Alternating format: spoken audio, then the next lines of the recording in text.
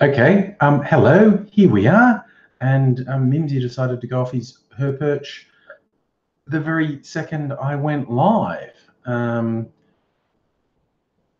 Luke, 1 week till Christmas. Yes, there are rumours it's going to be quite hot in most of Australia for Christmas.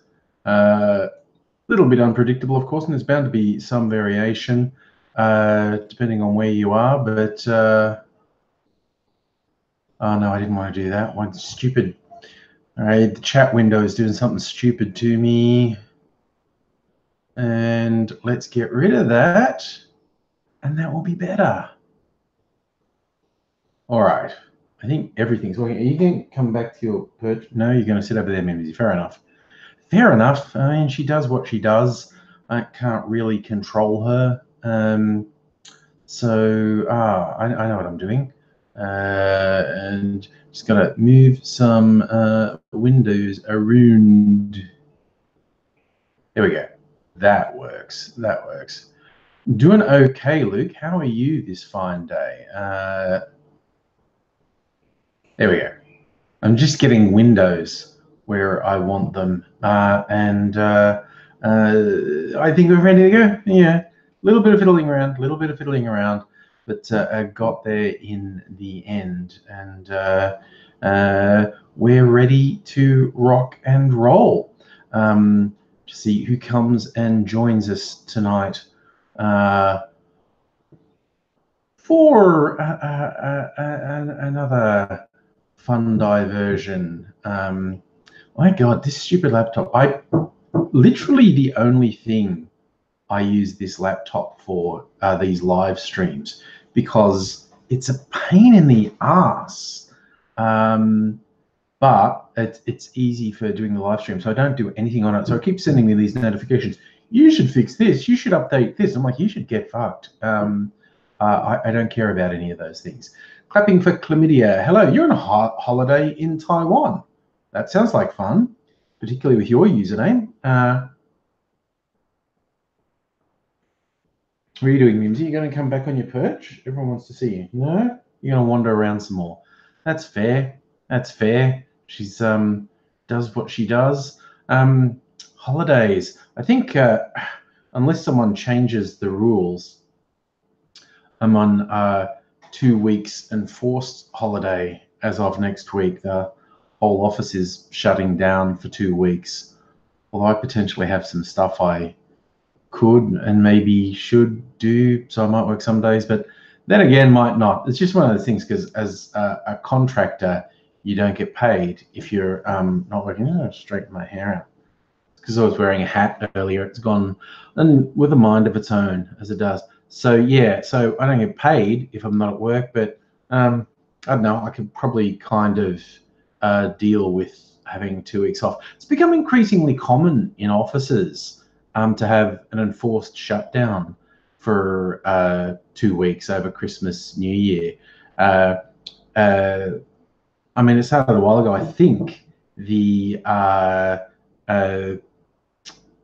what do you call it? The employers worked out it actually saved them an enormous amount of money because no one does any goddamn work this time of year, and if they're not paying wages for 2 weeks, they save an enormous amount. But that's the way it is.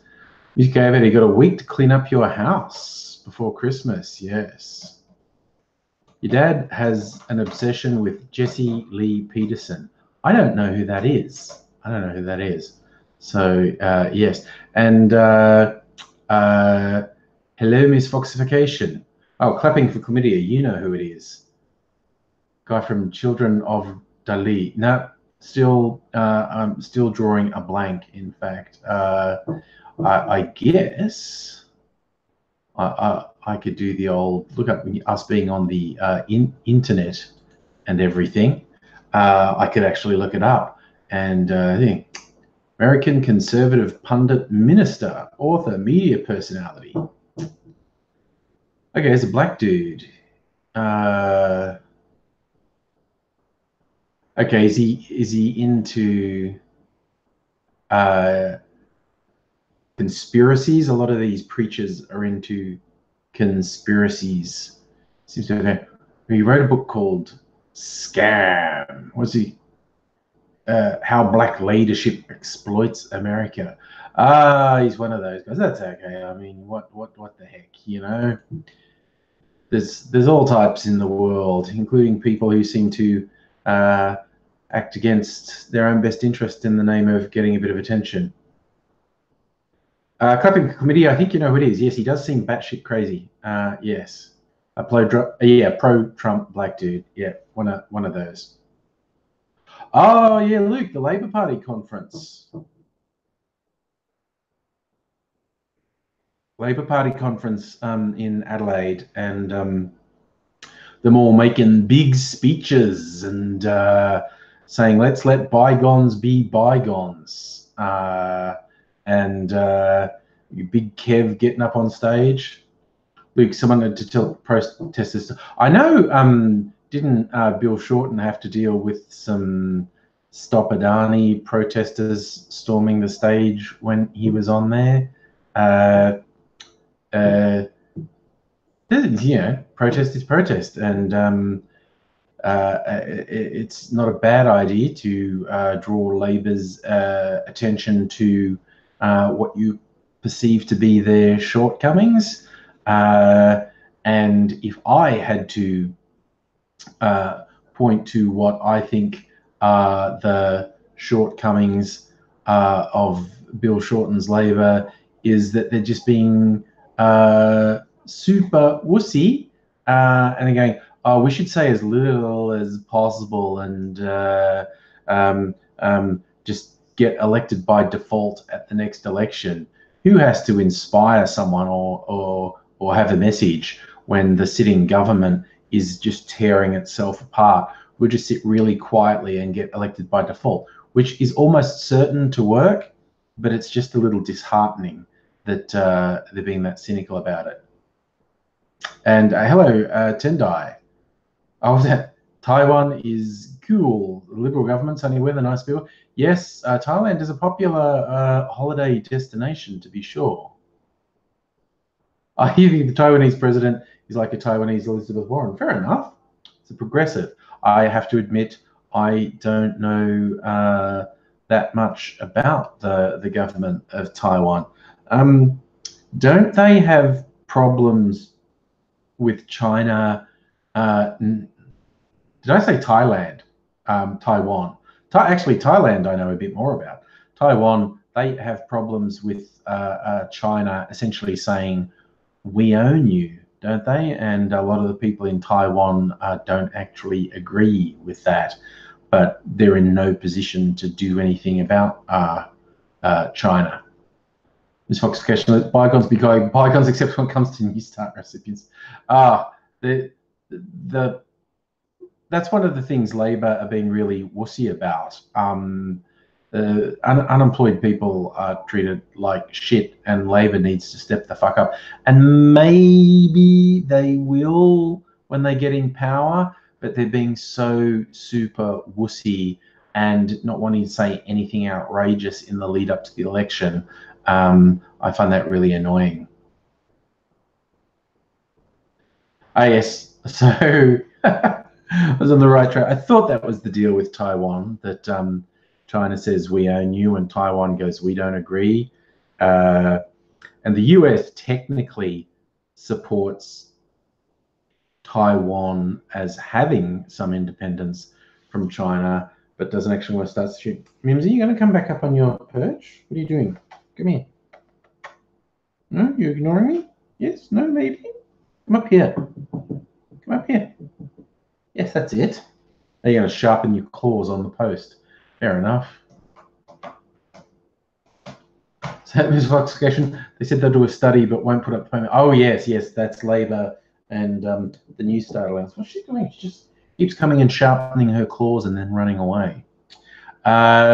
Yes, there are a few things Labor's being super wussy on, looking after unemployed people, and they should be fucking stopping the Adani coal mine, but I don't think they will. I think they're really wussing out on that. And yes, a couple of other things, but you know, like I said, it's like they're so close to power, they're freaked out that they might fuck it up. So they're doing as little as possible. They're trying not to attract any attention, and it's annoying and pathetic, real. Yeah.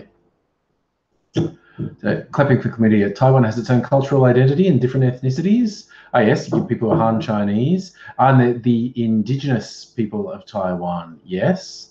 As well as people with Dutch and Spanish ancestry. Yeah, that would make sense from the various sailors. And Elophila and Sela.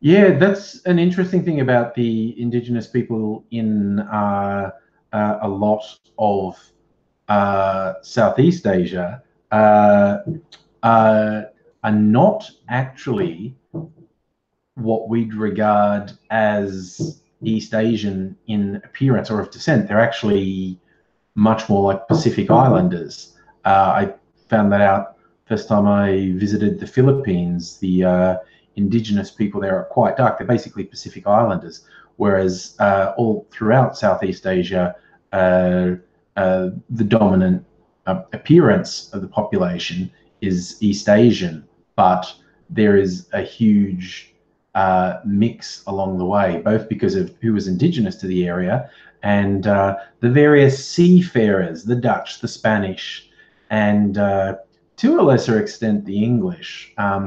Through Southeast Asia, the people who had the biggest effect were Dutch and Spanish. But yes, it's an interesting and diverse one. Are you going to come up here now? You going to come up? Yes.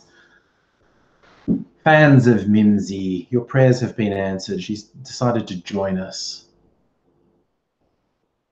Yeah, I agree, Clapping. I would like to see much more of the Philippines. Glad I got to see some areas that not everyone sees. Like normally people go to the beaches, which I didn't actually get to do, which I regret, you know, those beautiful white sand, blue water beaches. But I went up to the mountains, a place called Baguio. And the one thing of like I was in Manila a lot of the time. Manila smells very bad. It's the tropics. So basically everywhere in the tropics sort of smells like decomposition. If you're somewhere where it's clean, it's like decomposing plant life. That's just the way it is. But if you're somewhere like Manila that's quite polluted, it's decomposing garbage. And honestly, the smells aren't that different. Decomposing is decomposing. But Baguio in the mountains is above all the humidity, because again, the tropics just horrific humidity, and you get up to a higher altitude and you get away from the humidity. It's really quite nice. Feeling Seal, a common belief in New Zealand, Maori, and Pacific Islanders, the original voyagers from Southeast Asia, Taiwanese native culture for cinema. It's look, there are many mysteries in the South Pacific. You know, Australia's big mystery is where did our Aboriginal people come from? Because there was, I remember there was a theory a while back that there used to be a land bridge into Asia, and that's since been disproven. But somewhere, because we now have evidence of Aboriginal Australian people going back between 40 and 60,000 years. And so how did they get to this big old island continent that long ago when there's no record of anyone anywhere in the world being seafarers that long ago? At least not that could cover the distances between anywhere in Southeast Asia and Australia. So how did they get here? You know, and you can't even say evolution because there's never been any of the usual ancestors. So they got here somehow, and somehow a workable, viable population, like not one person, not two people, somehow a viable population of people got to this continental landmass and spread out amongst it. And there's no clear answer to it. Nobody actually knows. And I'm not even sure that there are people putting serious study into it. But when I first read that, it fascinated me because I didn't realize there was no viable explanation for how Aboriginal Australians got here, which is mind-blowing. That's a mystery. Or, you know, and hey, I don't know, the Aboriginal people share their stories of the dreaming, and they don't tell the white fellas everything. In fact, they usually make up a different version of stories and give it to white fellas, and they keep their true stories to themselves. So maybe they know. Who knows? Hello, Adele. How are you? Oh, clapping. You're a linguist by training. You've noticed the native language of Madagascar is the same family as a Hawaiian language. So one of them traveled somewhere. Yeah, the world is a mysterious place and things go on. Yeah, look, musical aviator, you're right that humans historically have gone unfeasibly long distances in boats that weren't suited to it. Um, but somehow a viable it's not like it's not just a couple people on a boat, a viable population of people got to Australia and over millennia spread out across the entire continent, like the entire continent. That's wild. And the fact that we don't know the answers is amazing as well. Hello, Adele. You tired but getting through it. Keiko, hello. Yeah, the first person who got me thinking about that was the sort of American humorous travel writer, Bill Bryson, his adventures in Australia. He's a very perceptive guy, and he's a very, he has a really inquiring mind, and he really wants to know things. And yeah, he was the first writer I read who highlighted, do you know that we don't know this? And I was like, okay, I didn't know we didn't know that, but now you bring it up, I'm fascinated. That's pretty wild. Luke, what do I do on Christmas Day? As little as possible. I will just be chilling to thirk out. Yes, Keiko. It is a bit of a shame that European colonialism tends to wipe out these cultures and, yeah, the stories behind them. Oh, you're teaching a colonialism seminar at uni. Oh my God. Oh, you're making people face harsh truths. That'd be hard because people like to think they're inherently good, or even their culture, their country, their ancestors are inherently good. And when you get to the reality of the raping and pillaging and the wholesale destruction of cultures, not so great. Not so great. Yeah, see, and that's a good point, Miss Foxification. It's regarded that a minimum viable number of people for a population to be sustainable is about 160, and even then, that's a really low number, and you have to be careful about who breeds with who, don't make mistakes. And how the fuck did that many people get here? It's just wild. Like, again, it's completely feasible. Some incredibly adventurous or lost or unlucky Pacific Islanders could have been in a boat for hundreds and hundreds and thousands of miles and ended up here. But how the fuck did the hundreds of people that would be required to have a sustainable population, how the fuck did they get here? Because there weren't boats that could carry hundreds of people. Does that mean dozens and dozens of boats all got here together? Because that doesn't make a lot of sense either. It's like, it's absolutely wild that we don't know the answer to this. Okay, you teach at University of Sussex. Yes, okay. Yes, the history of England and slavery. It is true that England was one of the first countries who were indulging in slavery, who abolished slavery. But as you point out, they were also behind industrializing it in the first place. Yeah. Ah, clapping. You teach at Uzlan National Institute of Science and Technology in Korea. Woohoo! This is an intellectual gathering here. I like it. Oh God, something just popped into my head. Oh yeah, there's a thing about slavery. One of my favorite writers is Neil Gaiman, and he rose to prominence in the 90s by writing a truly fine comic series called Sandman. He's since become an extremely accomplished novelist, published many, many books, many different styles. But yeah, I got into him when he was writing The Sandman, and one of the characters in it was a guy who, in about the 1300s, 1400s in England, crossed paths with the Sandman, Lord of Dreams, and his sister Death, and the guy said he didn't want to die, and Sandman said, that's perfectly possible. Just meet me here in 100 years. And the secret to not dying, the secret to being immortal is don't die. And yes, clapping, the Lucifer TV show is sort of inspired by the Sandman comics. In the Sandman comics, because of something that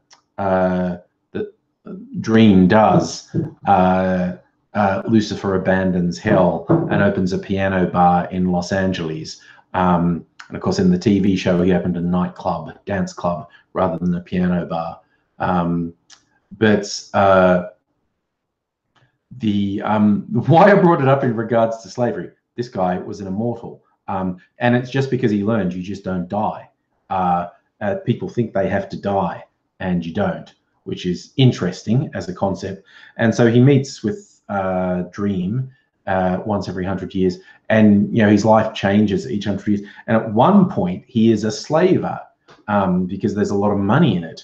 And he's saying to Dream how much money he's making. And Dream says, basically, slavery is shit. You should do something else. And when Dream meets him 100 years later, he's got out of slavery. He agrees it was awful. But then there's one set in the modern day, and he's at this point he's been alive for 600, 700, 800 years, and he's in America, and he has his first black girlfriend after all, because he's always had this guilt about being a slaver. And he's never had a black girlfriend. He finally has a black girlfriend, but he's still kind of obsessed about slavery. And when he's telling her, I still feel bad, she doesn't know he's an immortal. She just thinks he's a guy. And when he's telling her about the horrors of slavery, she's going, cool, white guilt, get over yourself. But he's not guilty in an abstract sense. He's not thinking, my ancestors did this, or this culture is built on this. He can't tell her, but he's still racked with guilt that he was a slaver. And it was just I thought it was quite a fun little thing that he has a black girlfriend, and she thinks he's just got this white liberal guilt about slavery. But no, he has real, true, deep guilt, because he was a slaver. I thought that was a fun twist on it, which was nice. So what's that? Adele, a story for Friday. Guy in Adelaide is having the council try and have him removed from home. Oh, what's that called when the government takes your home whether you like it or not? But it is a thing governments around the world do. If there's a reason for them wanting your land, they just take it. They can do it. I get that he's fighting it, Adele, but there's well, it's not impossible to fight the government, but it's very hard. Eminent domain. Oh, I swear, clapping, I thought of it just before your text appeared on screen. But yes, that's it. The government practice called eminent domain. No, I think you spelled it right the first time. And it's basically the government saying, well, you only own land at our discretion anyway. As I saw one financial guy say, if you like buy a house or whatever, if you think you own it, just stop paying your property tax. You'll soon find out who owns it.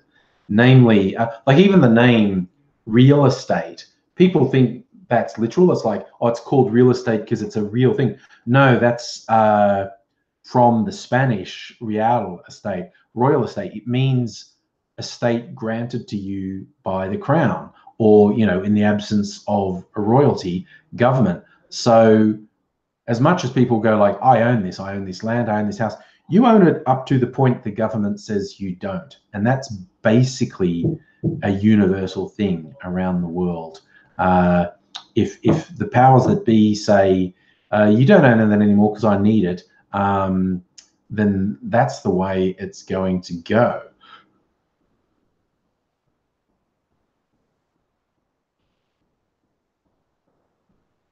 I just saw what you were saying there, musical aviator. North Sentinel Island. I don't know where that is. You're saying they're not into moving about, but North Sentinel Island has the death penalty as part of immigration. Oh my God. Where is North Sentinel Island, just by the by?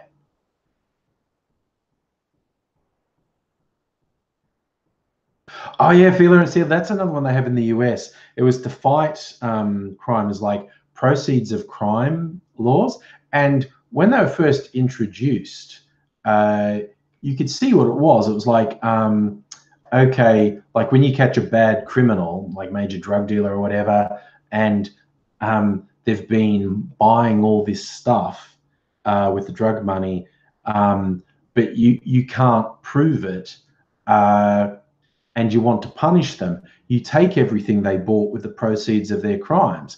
And on the surface, you know, that sounds good. You know, the criminals deserve to be punished and it goes in the public purse. But it's routinely abused. And the cops literally don't have to prove anything. They can take your shit. They can take your family's shit. I mean, Jesus Christ, the United States is a fucking gangster country, honestly. Oh, look at her rubbing her head on me. You want some scratches? You demand some scratches. Oh, that's it. Sorry. North Sentinel Island is that untouched island near India. Yes, when they killed that idiot missionary, which, you know, was the right outcome, quite honestly. Yes, sorry. I get you were making oblique jokes there, musical aviator. It took me ages to get them.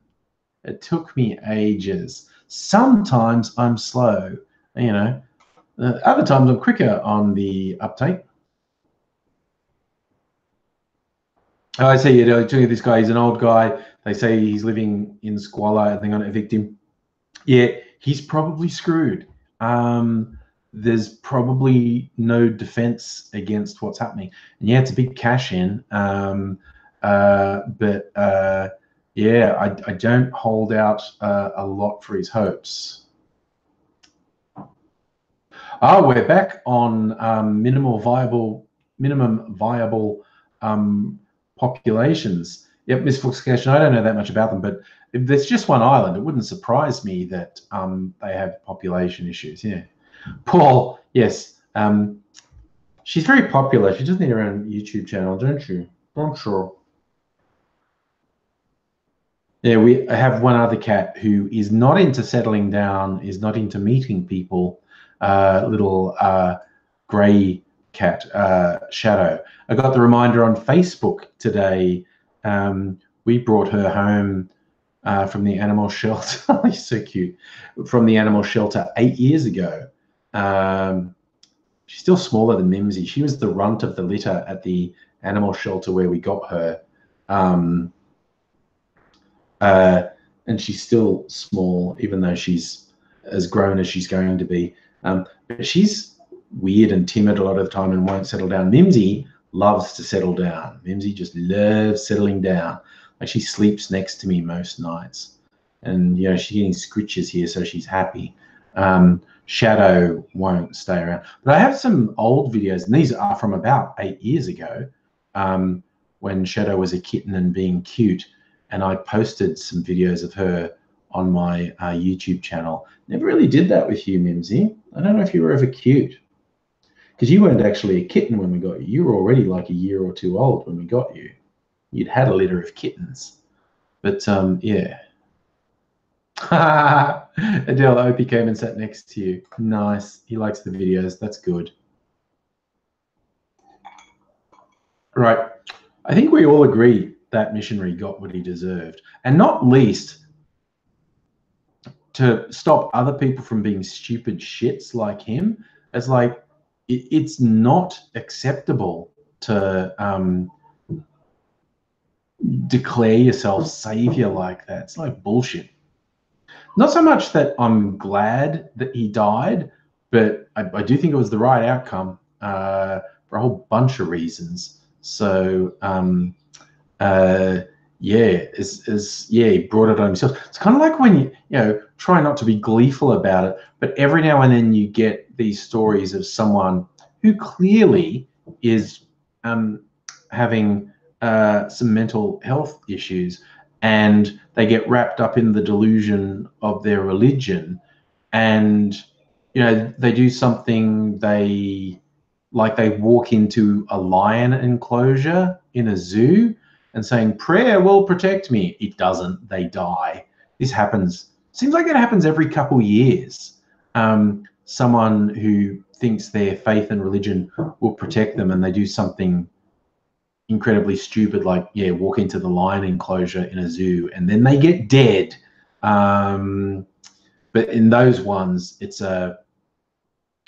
seems clear there's a pretty strong mental health issue. Whereas with this guy who got killed in North Sentinel Island, he just seemed like a dick, just a really sanctimonious dick who was doing something illegal because he considers himself to be above the law, and right fucking outcome as far as I'm concerned. So yeah,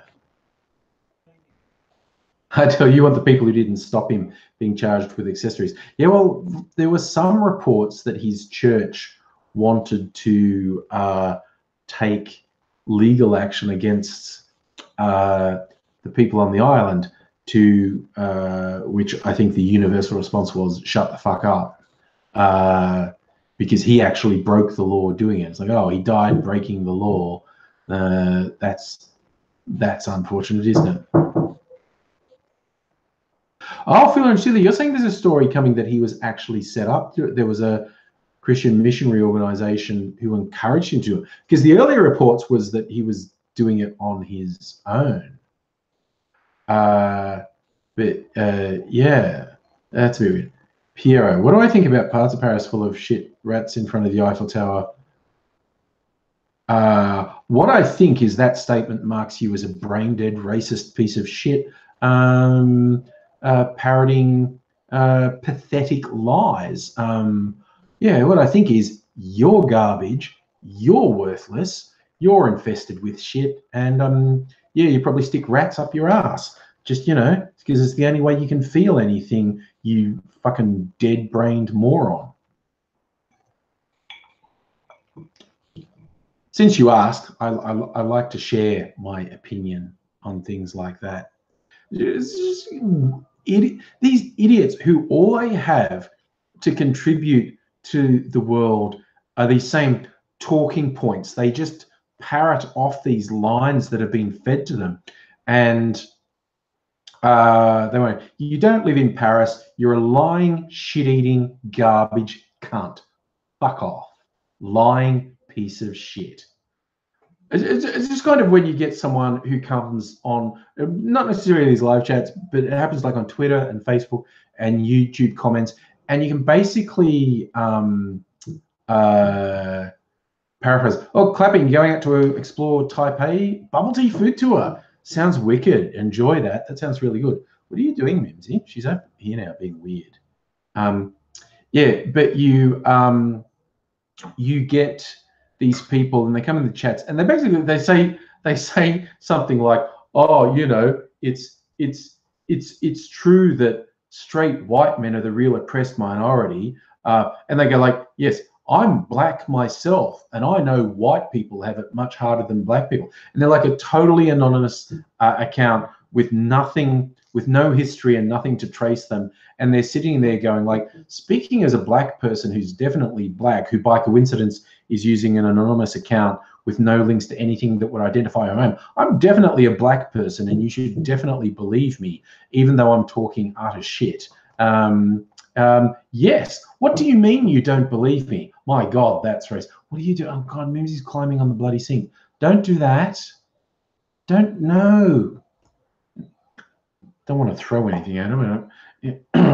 It's just like these people who just want to waste your time.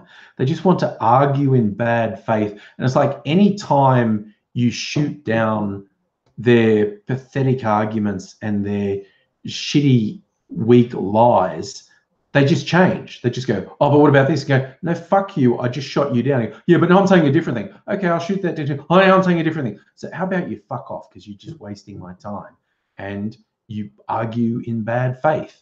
To the extent I had once when I've completely shot them down and then they go, oh, who cares anyway, lol. And it's just like, fuck you. And they just say this stupid shit and declare it to be a self-evident truth. And you go, well, it's not actually true. Yes, it is, because I declared it to. Like there's that real cockhead who he's like super transphobic and just is really hateful to transgender people. And he keeps talking about how he's reasonable, and he always argues in a respectful way. And then they just say things like they're gonna fucking stab me. And it's like, speaking in a calm, reasoned tone of voice does not mean you're reasonable. Certainly doesn't mean you're polite, because he says the most obnoxious, offensive, baiting terms,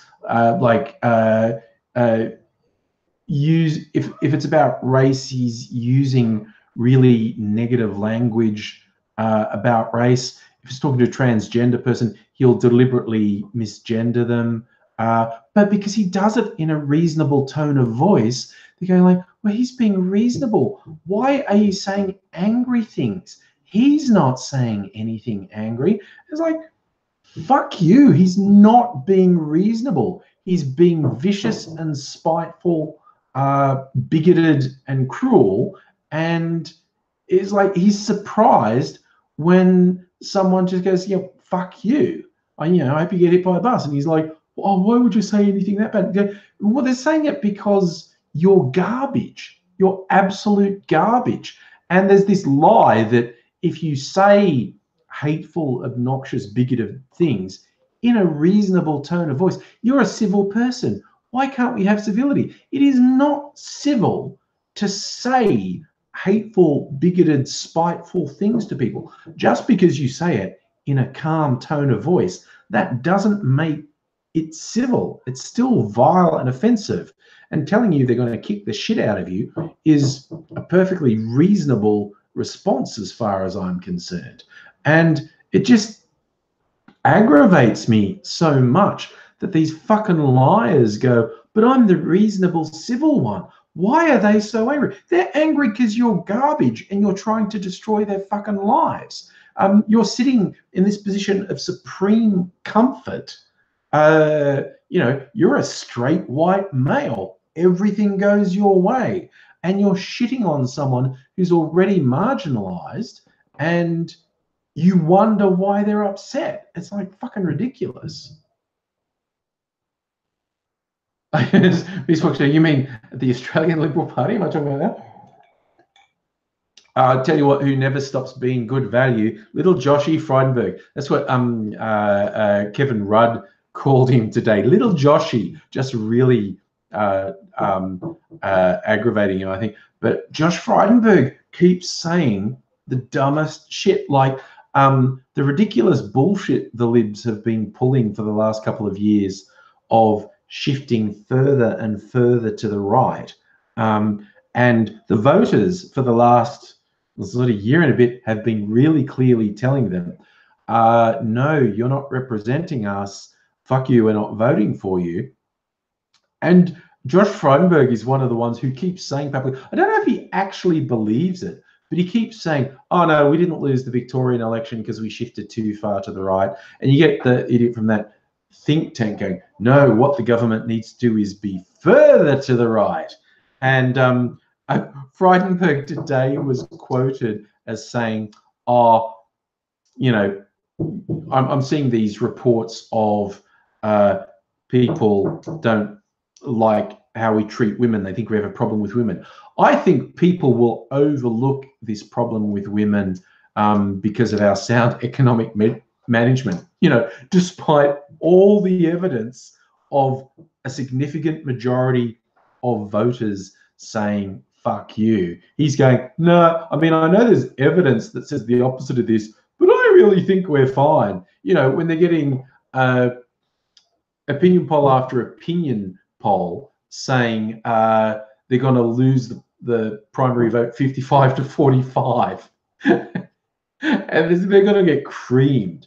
Byron, oh yes, the old with all due respect defense, and then not saying anything respectful. You know, that's right up there with I'm not racist, but look at her, she's being so cute. She's being so cute. Josh, did I say you aggravate me? Josh, you aggravate me all the time, but I can get revenge on you as well.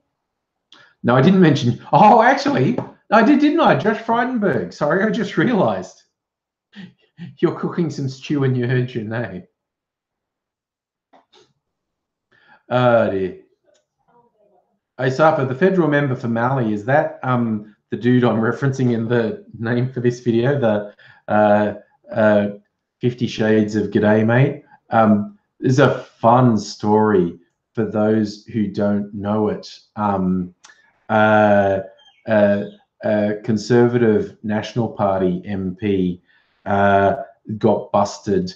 He's married, and he's like the beetrooter, Barnaby Joyce. He actively campaigned against marriage equality, saying the sanctity of traditional marriage was important.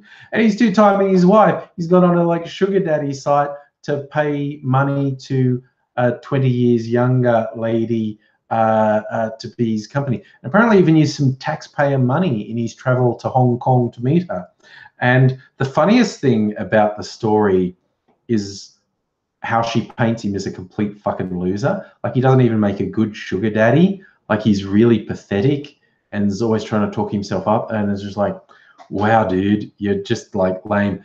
And in less than 48 hours, we've gone from New Idea running this story to, because he was a junior minister. So it's like he resigned his cabinet position through to the leader of the Nationals saying he should consider his future, through to him saying he won't contest the next election. That was a really, really, really, really fast fall from grace. Yes, Justin, it's Barnaby. And they've even bookended the year. Like, we had the Barnaby Joyce banging one of his staffers while standing next to his family saying, family is important. And now this dickhead, paying for the company of young ladies while talking about family values. It's great. Oh, Paul, he's your local member. Oh, my God. That's great. He does seem like a dipshit. You're saying he doesn't respond to any correspondence. I don't think he can read, man. I think that might be the problem. He can't actually read. He doesn't seem very bright. Raiders, is he pro-imports? That, my friend, I do not know. Nationals tend to be very anti-imports, actually. They're very big on exports, at least for primary produce, very against imports.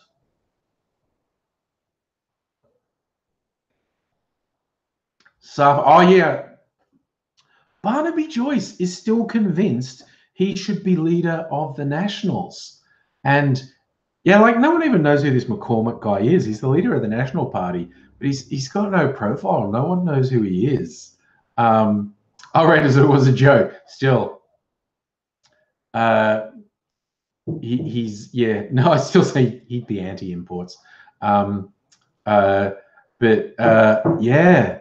it's like Barnaby thinking he should still be Nationals leader is like Tony Abbott thinking he should still be Liberal leader. I mean, there's people who are really aggressively trying to get someone to run against Tony Abbott in Warringah.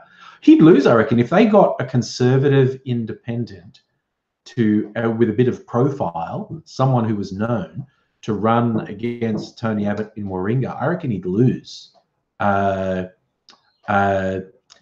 sure he reckons, because there's almost definitely going to be carnage in the LNP at the next election. He reckons he's going to survive, and he reckons he's going to rise from the ashes and be opposition leader again. And it's like, dude, people fucking hate you. Okay, they really hate you. I know that's not getting through that thick bonce of yours, but they hate you. And I mean, if she survives the election, like 99% likely, the leader of the opposition after the next election will be Julie Bishop. That's about 99% likely if she holds her seat at the next election, because they're going to get creamed. Even if Morrison doesn't lose his seat, the complete carnage at the next election will throw the leadership of the party up to a ballot. Yeah, Abbott still thinks it's him, but even if he survives the next election, no, I can't see it being. I mean, I'd love it if it was, because he still doesn't get the Australian public fucking hate him. And he'd carry on with his usual bullshit, and hopefully Labor know how to deal with it again. But there's such a shit show at the moment. It's bizarre. Was that Miss Fox question? We need a hashtag like BRB, bring respectability back for politics, social accountability. Yeah, you're right. Look, being forced to answer the public can be brutal, but who remembers when Gillard was PM and the media were doing all this sniping and the opposition were doing all this sniping, and she just got sick of their shit, and she called the presser one day and said, I'm going to stand here and answer your questions till you don't have any more questions. And they sort of took her word and they're asking all the questions, and she stayed there and she answered all their questions, and they actually ran out of questions. And it's exactly the sort of thing Abbott and Turnbull and now Morrison did not do, are not capable of doing. But yeah, see. Yes, Ms. Foxification, you're right. The Libs are a minority government at the moment. But most of the independents have said they won't do a no confidence vote in the government. It's only, but it's like, somewhere between 4 and 6 months till the next federal election, and there's not many sitting days of Parliament. I don't know how much damage they can do in the intervening time, but I think most independents are going to, well, let's just hang out till the next election. We'll take it from there. Like, ridiculous. Raiders, yes, you're right. One of the old Australian Idol hosts went up against Abbott in the last federal election. Didn't make much inroads, because I think he was I don't think he was regarded as a conservative. But it's like what happened in Malcolm Turnbull's seat. The independent who won it, she appealed to conservatives. So as a strong conservative independent in Warringah, I reckon would totally beat Tony Abbott. Safa, you raise a good point. The Liberal Party have never won office in Australia in their own right. It's always been in coalition. That's a little tidbit a lot of people don't realise.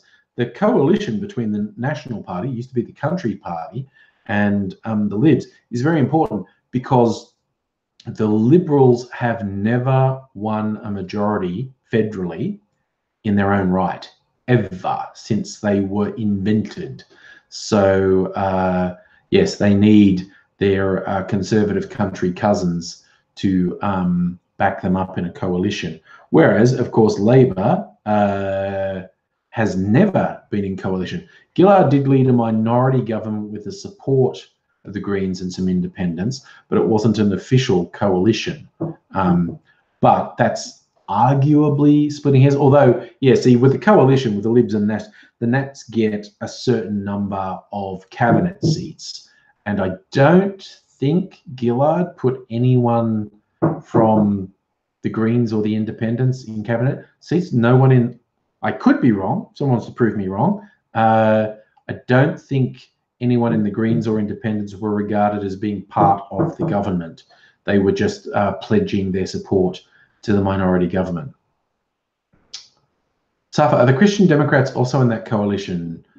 I don't. Is that Fred Niles' party? Because my answer is I don't think so.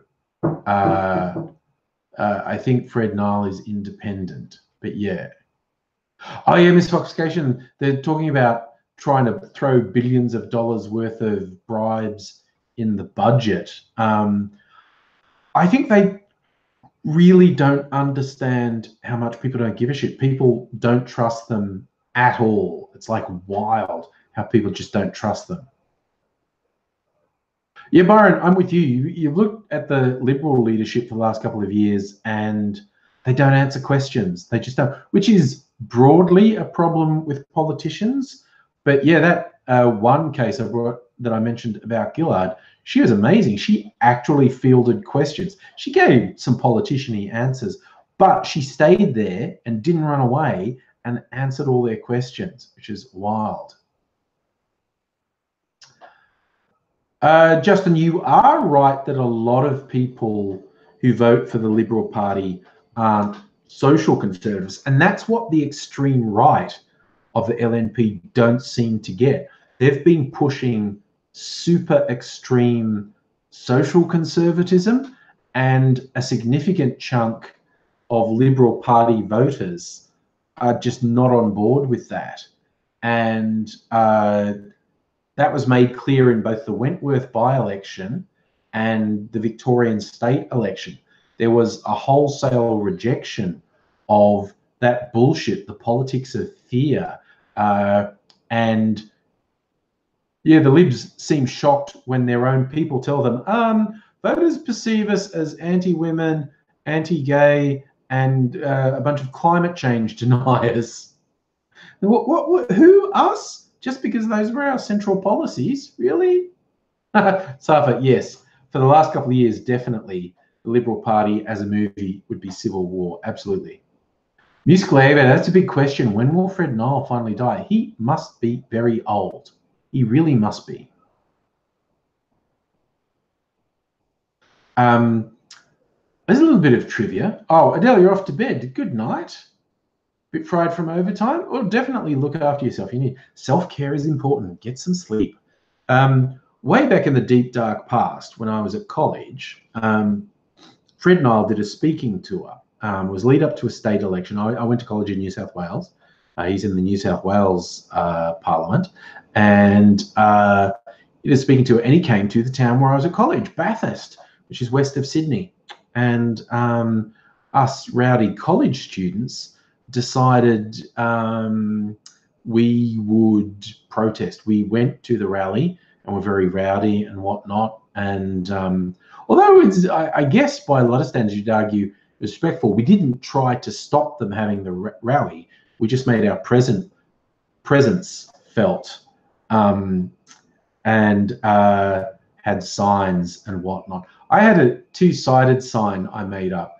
One side said, smash the state, with the A's turned into anarchy symbols, and the other side said kiss me Fred, and the D had a devil's horns and tail on it. So basically, if he was talking about imposing new laws and government control and whatever, I'd wave the smash the state side.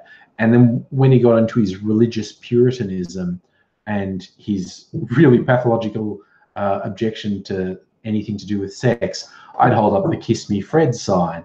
And it was basically fun. And You know, when you see stuff with Trump rallies now, that's basically what this Fred Nile crowd in a country town were like. That was country town Australia 30 years ago was Trump rally today kind of thing. And the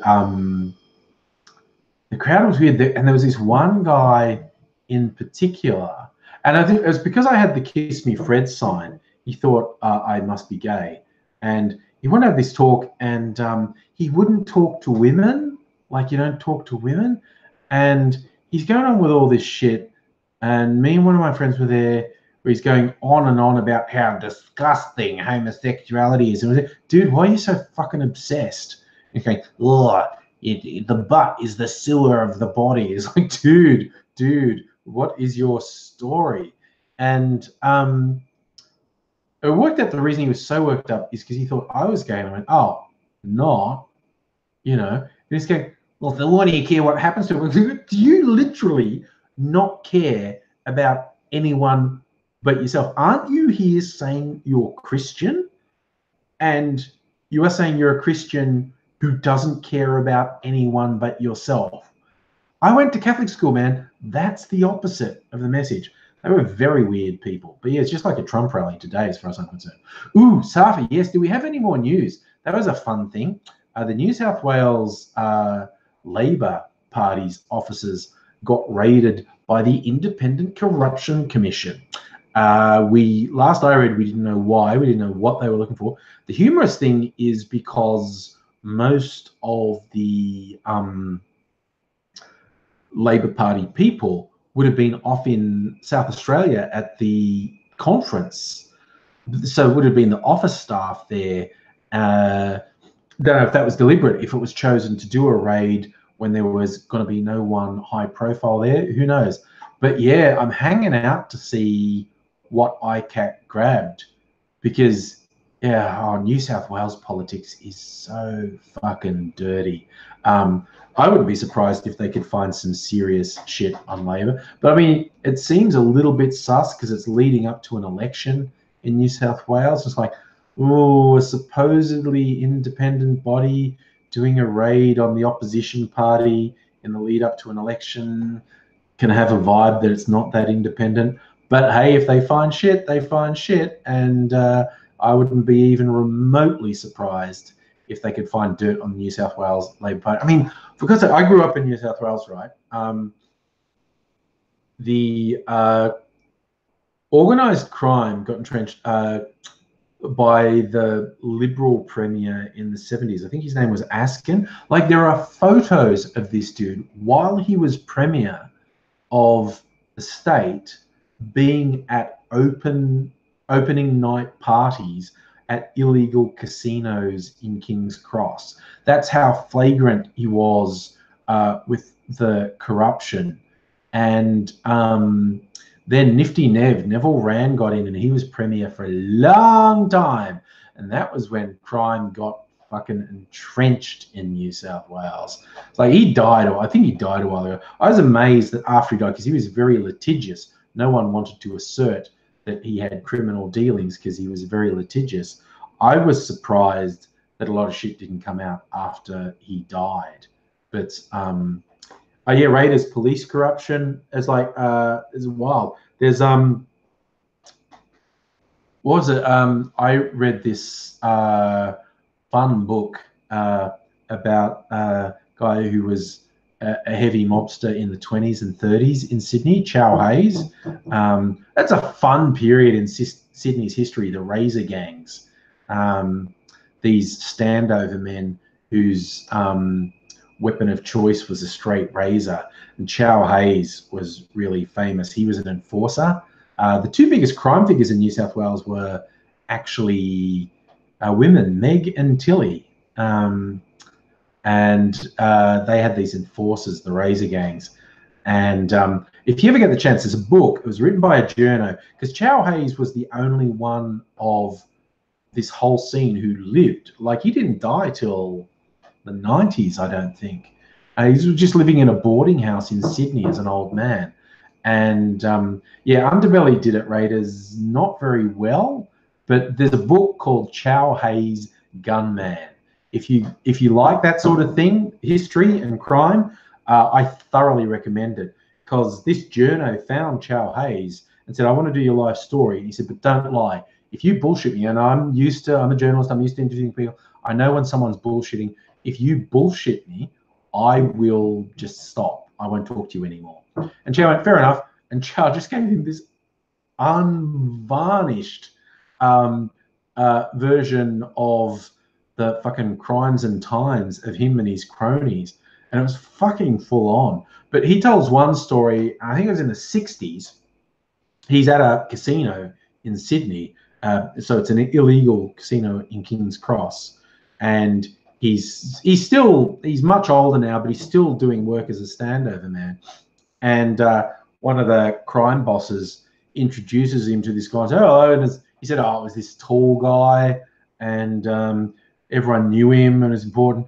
And it wasn't till years later he realised that was Gough Whitlam, was hobnobbing with all these mobsters at a casino, and that was just a done thing, because these people are all connected, and that's how you get money for your campaign, by being on the right side of these mobsters. So yeah. I think, what was my favorite story from the Chow Hayes book? Because there were some really fucking wild stories. They got away. They never went. They hardly went to jail, because even when they were caught banging to rights, they'd always have this thing where suddenly witnesses wouldn't testify, because the heavy dudes would just go and visit the witnesses and go, "You didn't see anything, did you?" And they go, "No, I didn't." So there was never anyone to testify. In fact, when one of them, I've forgotten his name, but he was Chow's main sidekick. And when he finally went to jail for murder, it was all on false evidence. And there was this really renowned copper, really sort of heavy, hard man copper, who was also corrupt. Bumper Farrell, I think, was his name. And Bumper obviously wasn't his real name. That was his nickname. But he finally, I can't remember Chow's sidekick's name, but he finally got him convicted of murder. And when the guilty verdict came out, it's like this guy's yelling at the copper going, "You're fucking banned. This is all lies. Hope you get throat cancer from your lies, you piece of shit." And the funny thing, okay, the different thing is, yes, all the evidence that got him convicted was fabricated, but he actually did the murders. So it's like he was really angry that he got convicted on fabricated evidence, even though he actually did the murders he was convicted of. It's a very, very weird mindset, the thing. And there's one story in one of the sort of inter-gang wars, a hitter from a rival gang was trying to kill Chow Hayes, who was notoriously hard to kill. And he got him mixed up with his nephew. Like, his nephew had been staying in the same house as Chow, and he left the house wearing this overcoat that Chow wore a lot. And this guy thought that was Chow, shot him dead. And so Chow swore revenge, and this guy just disappeared. He's going, "I know Chow's definitely going to kill me now." And he disappeared for months. No one saw him. And then he showed up again once night. There was a nightclub in the city, in Martin Place, and Chow and his mates were there, and he sees this guy with his mates.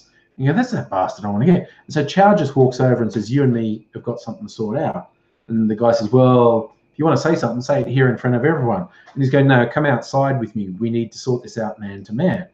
And this guy knows if he goes outside with no witnesses, Chow's going to shoot him. And so he's going, he's been a bit smug about it. And he's just laughing, saying, "Hey, if you want to say something, say it in front of everyone." And Chow's going, "No, you and me need to go outside and sort this out." And the guy goes, No, you got something to say it here in front of everyone." And Chow eventually went, "Fair enough," and pulls out a revolver, and in a dance hall full of people, just goes bang, bang, bang, and the guy goes flying backwards. And then Chow just kicks over his table and stands over the body and goes bang, bang, bang with the other 3 bullets. There were no witnesses. Like, when this guy's body, when the cops showed up, everyone was gone and the guy's body was there. And everyone knew, like the cops all knew, Chow wanted to kill this guy, and they knew Chow frequented this nightclub, so they arrested him. And they thought, okay, Saturday night, full nightclub, we'll get a witness. And apparently, when you see a dude just pull out a gun and empty it into someone in front of everyone, no one wants to be a witness. The cops in a full nightclub could not get a single witness to say, oh yeah, I saw that dude shooting, because they all saw him shooting and they just went, fuck me, that guy just doesn't give a shit. There is no fucking way I am testifying against him. So yeah, that was pretty wild. Sydney used to be a pretty wild place. Used to be very rough and ready. But yeah, that's a particularly interesting period, the razor gangs in the 20s and 30s.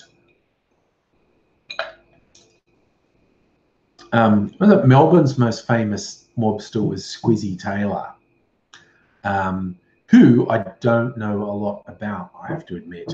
I've read more about the Sydney mobsters. But this is just fun stuff. Like, you know, like America and some other places, they have like a 3 strikes rule. And it's like, if you get convicted of 3 felonies, you're going to jail for life, no matter how minor the 3rd felony actually was, which is fucking stupid, because then you end up with people with nothing to lose. It's like life without possibility of parole. Well, while they're inside, it can't get any worse. Yeah, we're talking about current Melbourne crime themes. The former leader of the opposition who wanted to campaign on law and order, despite having a fundraising dinner and enjoying lobster with a mobster. They claimed to not know who the guy was. It's just like, dude, all the cops have singled this guy out as the alleged head of the Calabrian crime family in Australia.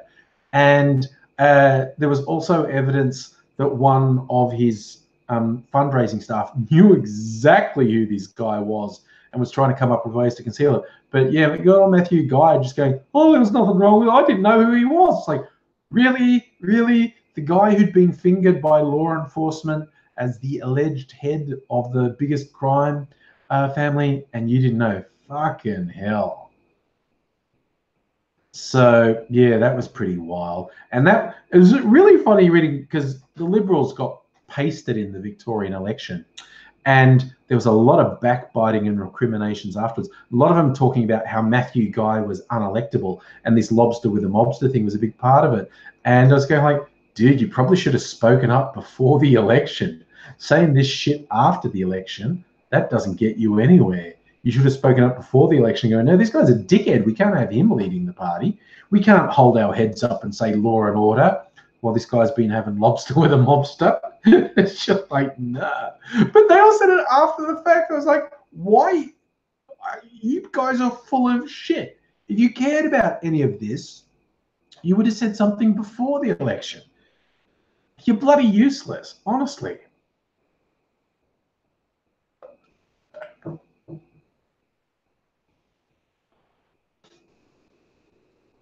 So I think we're very lucky guns are banned, because it's this weird saying in the US by the gun lobby. I haven't heard it much lately, but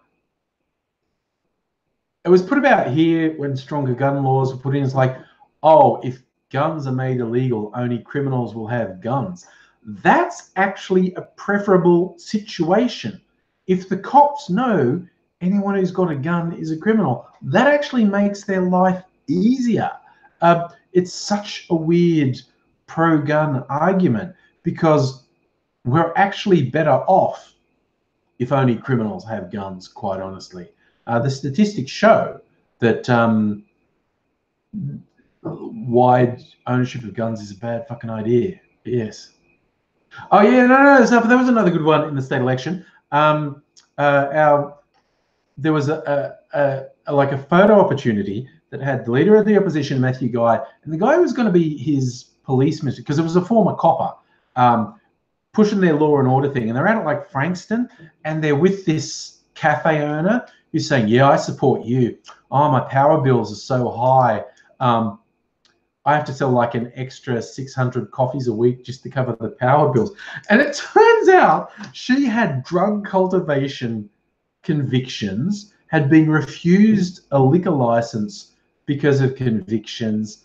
So Mr. Law and Order is talking up all this local business person who's got a really dodgy past, and his copper mate who was in charge of the area said he'd been in charge of all the investigations in there, should have known this person was very known to police, as they say.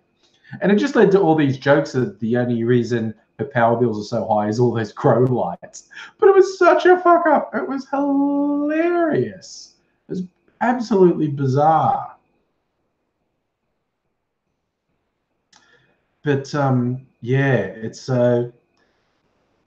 it was funny because there's no way I would have predicted prior to the state election in Victoria that Labor were going to romp it in. The most likely outcome was always that they'd be returned, maybe with a slightly increased majority, but they did amazingly well. Like the Liberals really copped a bit of a beating over it. And even the people who ended up just barely holding on to their seats used to be regarded as very safe seats, and they only won by a couple hundred votes. Really full on, very full on. So how's Aidsy? I was talking to him just yesterday, in fact. We have another video project coming up, hopefully soon, about our favorite heavy metal band, Imagine the Girth. So you'll hopefully be seeing that in the new year, maybe a series of videos about this heavy metal band.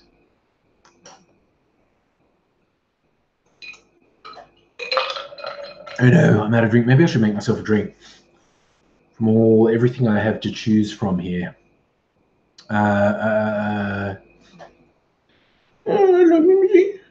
she's so demanding. Come up here. People like to see you while you're being all demanding. Up here. All right, I'm going to make myself a drink. I need to grab some ice and decide what to drink. So, oh, my knees, my knees, my knees, my knees. Up there. Right up here.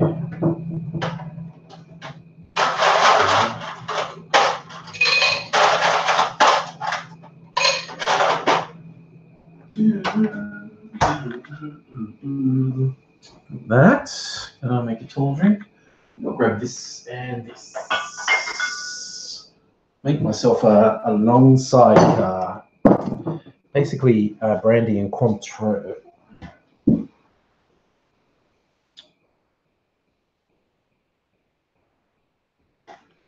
Yes, musical aid better and misfoxification. I agree. Cops in Australia and other places where guns aren't absolutely rife can afford to be a bit calmer when they have a situation. Where did my fucking jigger go? I like to wait. It's over there.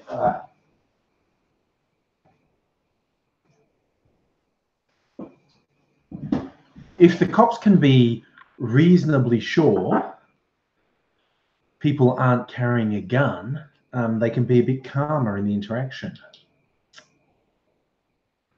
Josh, what am I making? A sidecar is a cocktail, which I'm not really making sidecar. Sidecar is a cocktail that has brandy or cognac and an orange liqueur. I've got Cointreau, but there's also things like triple sec and other orange liqueurs you put in, and lemon juice. And that's just a little cocktail. But I'm having a big drink, so I'm having Cointreau and brandy with lemonade. So it's kind of what do you call it when it's in tall glass? A long one, a long sidecar. Technically, that isn't what this is, but that's what I'll call it.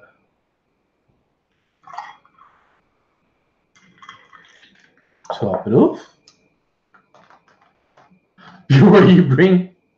News from Tumblr. What's happening in Tumblr? Oh, that's right. I made you a sidecar when you were over here, didn't I, Josh? I made you a whiskey sour and a sidecar, I think. Basically my two favourite cocktails. Although I like to diversify. I've been trying some different ones recently, getting out of my comfort zone. This Fox occasion looks like I call it a hearse. That makes it sound very heavy. It's actually a really mild drink. I've got my red rum here. Where is it here? This is a white rum that I dissolved some chili rock candy in, which was red, so it's got this nice red color. But there's a real chili bite in this. So like, you know, referencing Stephen King's The Shining, red rum, red rum. So yeah, that makes drinks with a bite. I did the same with some bourbon as well. That's the chili bourbon just there. That makes for a good one. Sarpa, you're studying for your L's. You've done 120 hours on your L's. Now you get your red P's. Go you. See, I'm old enough that getting a license when I went to get a license was, God, it was a joke, basically. In fact, it tightened up a lot just before I got my license. I didn't rush to get my license. I should have, because seriously, just before I got my license, to get a license, you just sat a written test for your L's, and then you're supposed to be on your L's for 3 months, and there was no controls over how many hours, lessons, anything like that. It's just 3 months. Then you could apply for your P's. And what would happen is a copper would take you for a driving test, and 99 times out of 100, he'd just take you around the block a couple times, and so long as you didn't have an accident or run over a pedestrian, it was a doddle. They'd just give you your license, and it was an absolute walk in the park. And I actually got mine a little late, and they had just introduced that the Motor Registry Office controlled the tests. So their instructors were a lot more strict than coppers. So you actually had to be a vaguely decent driver. But in the intervening years, wisely, because young people were massively overrepresented in road accident statistics, wisely, they tightened it up a lot and put a lot more requirements on learner drivers. But it used to be a complete joke, quite honestly. So Fiore in Tumblr, female nipples are still banned. Some blogs falsely banned as explicit. Nazis and pedos are left untouched. Oh, actually, see, I have a Tumblr that all I do is post my Instagram photos to it automatically. I never do anything else. But they're, oh shit.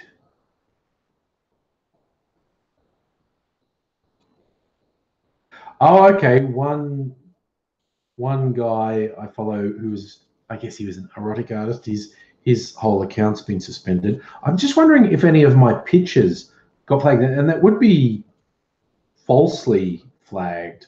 But I read their algorithm for detecting nudity was so bad, just if there was a lot of Caucasian flesh color, it would wrongly flag something. I'm flicking through my Instagram. Nothing seems to have been flagged, which is a minor surprise to me because they seem to have been making some really stupid decisions. My democracy sausage didn't get flagged. I thought it might have, because, you know, it might have looked too much like a penis. But no, it wasn't. So I'm not seeing any of my pictures being flagged on Tumblr. But who knows as time goes by. Yes, Miss Foxcation, that's what I read. Desert scenes. got flagged because the yellow sand is, yellow brown sand is kind of similar to Caucasian flesh color. Yeah.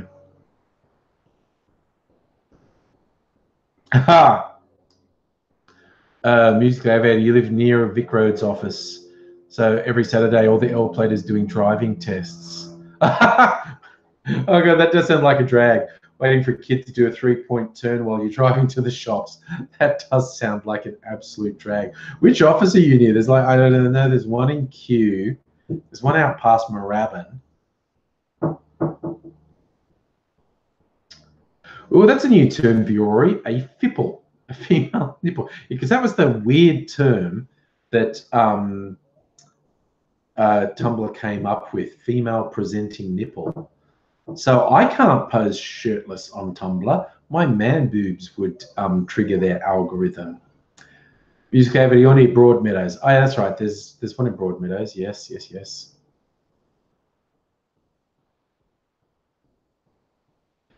Yeah, misfoxification.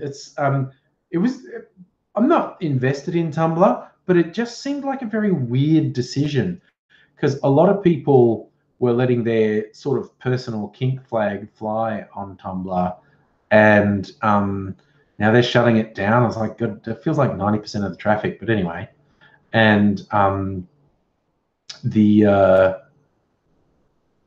at the moment, Twitter's free reign, so Twitter doesn't censor pictures or whatever that people put on. So I don't know if they're going to change. Who knows? Justin, your mum had a license before they even had pig plates. Well, then at least I'm not as old as your mum. I might be old, but I'm not quite that old. It was very simple rules when I did. You had your L plates for 3 months. Then you could sit your driving test for your Ps, which was both a written test and a driving test. And you had to stay on your Ps for 12 months, and then you got your full license. And now it's much more complicated. Rightly so. Save, yes, I did hear about that. A footballer in Melbourne, Majak Dor, he's Somali. Oh, he's African migrant anyway. I think Somali. I'm not sure. And he was very high profile. The first, maybe he's Sudanese. Maybe he's the first Sudanese migrant to be in the senior competition for AFL. And he had a very good year this year. And he was just found apparently having gone over the side of the Balti Bridge and landed below. He's been injured, possibly quite badly, like a broken hip and whatnot. Yeah, I don't think he fell. I think there's very deep concern this was an attempted suicide, which would be really, really troubling for a young man who was doing so well. If that's what's happened, he's clearly been under a lot of pressure, and I hope he's okay. I don't really give a shit about football, but just if he's someone who on the surface to the outside world was doing really well, if internally he was doing so badly that he made a very public suicide attempt, I just hope he's okay, and I hope he gets the right care, because I'm sure we'll hear more about it in the coming days. But yeah, that's looking a bit rough. So what's that, Charlie? There were a lot of porn and spam bots got out of control. Yeah, see, what I heard is, well, they got taken off the Apple App Store because there was a concern about an enormous amount of child porn on Tumblr. But Tumblr's response just appears to be stupid as shit. Like, obviously, the App Store was incredibly important to them. Not being on the Apple App Store is devastating. But the way they've handled it seems absolutely ridiculous. And it's like a classic example of a company destroying. So, well, that's a big question, Safa. Is InfoWars allowed on Tumblr? I don't know. Like I said, I like never frequent Tumblr. I just automatically set for my Instagram photos to automatically go to Tumblr. That was the sum total of my interaction with Tumblr. I never made Tumblr specific posts. I never really understood Tumblr. Okay. When I first tried to work out Tumblr, it was because people sent me some links. Oh my God, there was some messed up shit on Tumblr, as in porn and whatnot. So there were a couple of things people sent me links to it. It was like, okay, I didn't know I could actually see something new. Like in terms of porn, I thought I'd seen everything and, you know, it was just variations on a theme. But there were a couple of things on Tumblr that I was really like, cool, okay. Okay. No, that's not something I've seen before. Okay. Yeah, yep.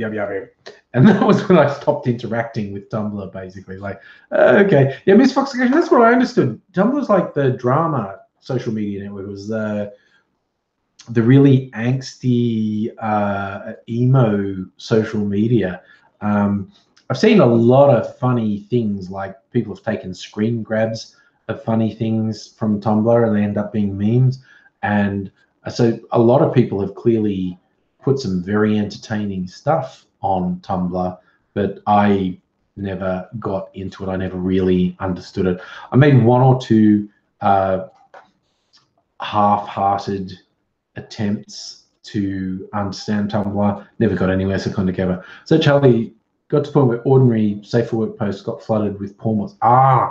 That reeks of the early days of blogs on the internet. All blogs comment threads used to get flooded by porn bots, spam bots, and people had to develop ways to filter them. It just seems that Tumblr's response to this problem is really fucking stupid. It's obviously a problem. It's obviously a problem. It obviously needed to be addressed, but it appears the way they've addressed it is really fucking stupid. Like, just mind-bogglingly stupid. What the fuck were they thinking? If they're still around in 12 months, I'll be amazed. So for Twitter's porn central. Well, Twitter doesn't censor porn at all, as far as I know.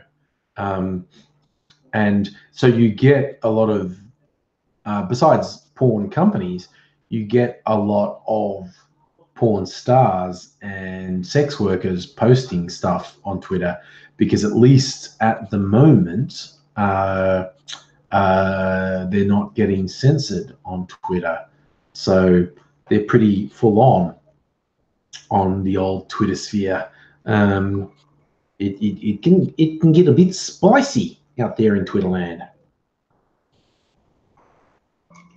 Although, mind you, there's a couple weird things I saw. I think it was like just today on Twitter. Getting the unfortunate thing, there are still these sad, misogynist dickheads still obsessing about Star Wars: The Last Jedi. It's like, dudes, get over it, for God's sake. You know, you were wrong. You bitched and moaned and carried on, and it was, you know, it grossed $1.3 billion at the box office, and the disc release was the biggest selling disc of the year. You were wrong, okay? It's as simple as that.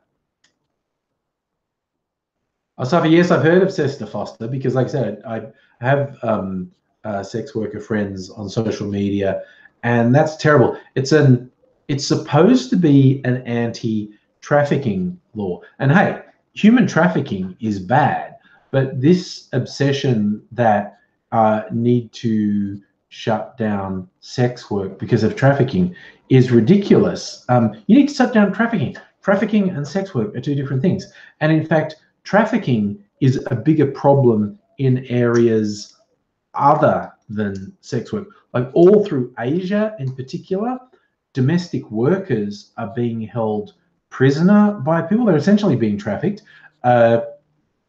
You get people in factories and mines who are, there's no other way to describe them than slave laborers.